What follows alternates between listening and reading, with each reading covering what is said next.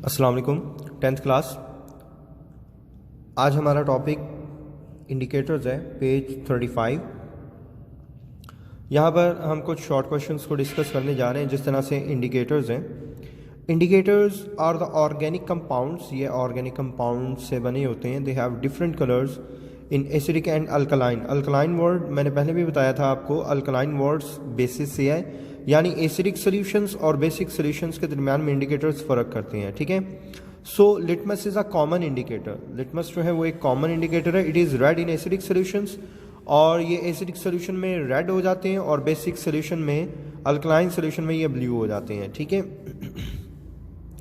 तो litmus paper जो है वो दो कलर के होते हैं, एक रेड और एक जो है blue. Blue litmus paper acid solutions के लिए इस्तेमाल होते हैं। जब हम उनको सॉल्यूशन में डिप करते हैं तो अगर वो एसिड हों तो वो ब्लू लिटमस को टर्न इनटू रेड, ठीक है, रेड में कन्वर्ट कर देती हैं। और अगर सॉल्यूशन बेस है तो ब्लू का कोई असर नहीं होगा, वो सेम रहेगा। और बेसिस के लिए रेड लिटमस पेपर इस्तेमाल किया जाता है। जब रेड लिटमस पेपर को बेस सॉल्यूशन में इंसर्ट किया जाता है तो वो उसका कलर जो है रेड से ब्लू कर देता है। तो यहाँ से हमें पता चलता है कि किस तरह से ऑर्गेनिक कंपाउंड्स की मौजूदगी की वजह से सॉल्यूशंस अल्कलाइन हो या एसिडिक, वो उसको ब्लू या रेड में कन्वर्ट कर देंगे। तो यहाँ से लेकर स्टूडेंट्स यहाँ तक हमारे पास इंडिकेटर्स की डेफिनेशन है। ओके। तो यहाँ पर नीचे देखें, 3 common indicators like that methyl orange, litmus and phenolphthalein. तो यहाँ पे देखें 0 से 14 तक पीएच स्केल है। तो 4 तक पीएच जो है वो मिथाइल ऑरेंज 4 तक रेड रहता है, उससे आगे क्या है, येलो। अगर पीएच 7 हो, 7 से पहले लिटमस में क्या रहता है, रेड, और 7 के बाद ब्लू, क्योंकि 7 न्यूट्रल है। और अगर फिनोफ्थलीन देखें तो 0 से 9 तक ये कलरलेस है, कोई कलर नहीं देगा। और फिर 9 से 14 तक ये क्या कलर देगा, रेड कलर देगा। ठीक है। इसकी अपनी कॉम्बिनेशन है, ये ऑब्जेक्टिव में भी आ सकते हैं। ठीक है।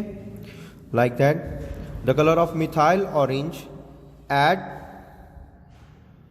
pH 4 in basic solution. Basic solution में pH 4 पर मिथाइल ऑरेंज का कलर क्या होगा, तो क्या होगा जी, येलो होगा। ठीक है। और अगर एसिड में होगा तो फिर रेड होगा। ठीक है। इसके बाद आप देखें यूनिवर्सल इंडिकेटर्स। यूनिवर्सल इंडिकेटर्स में यहां से हम देखें, इसकी डेफिनेशन शुरू होती है यूनिवर्सल इंडिकेटर्स में। Some indicators are used as mixtures के तौर पर इस्तेमाल होती हैं। ये ऑफ वाइट कलर का एक ऑर्गेनिक कंपाउंड है। तो ये ऑफ वाइट कलर को ही जब सॉल्यूशन में डिप करते हैं तो यही रेड हो जाता है और यही ब्लू हो जाता है। इस वजह से इसको मिक्स्ड इंडिकेटर भी कहते हैं। The mixed indicator give different colours at different pH values, hence it is used to measure the pH of solution. Such mixed indicators is called universal indicators. ठीक है। यहाँ तक जो है हम इसको लर्न करेंगे। इसके बाद देखें the pH meter. The pH of a solution can be measured with a pH meter. ये पीएच मीटर है, मैकेनिकल भी होते हैं और अब लेटेस्ट टेक्नोलॉजी डिजिटल भी होते हैं। इसमें एक इलेक्ट्रोड होता है, उसको सॉल्यूशन में डिप करते हैं तो मीटर पर उसकी रीडिंग मेंशन हो जाती है कि उस सॉल्यूशन की पीएच कितनी। So it consist of a pH electrode connected to a meter. The electrode is dipped into the solution and the meter shows the pH either on a scale or digitally. It is much more reliable and accurate method of measuring pH than universal indicator paper. ठीक है। यहाँ तक जो है आप इसको learn करेंगे। ये है pH मीटर की डेफिनेशन। उम्मीद है स्टूडेंट्स आपको समझ आ गई होगी। आप इसको लर्न कीजिएगा अच्छे तरीके से और याद करके इसको लिखिएगा ज़रूर। अल्लाह हाफिज़।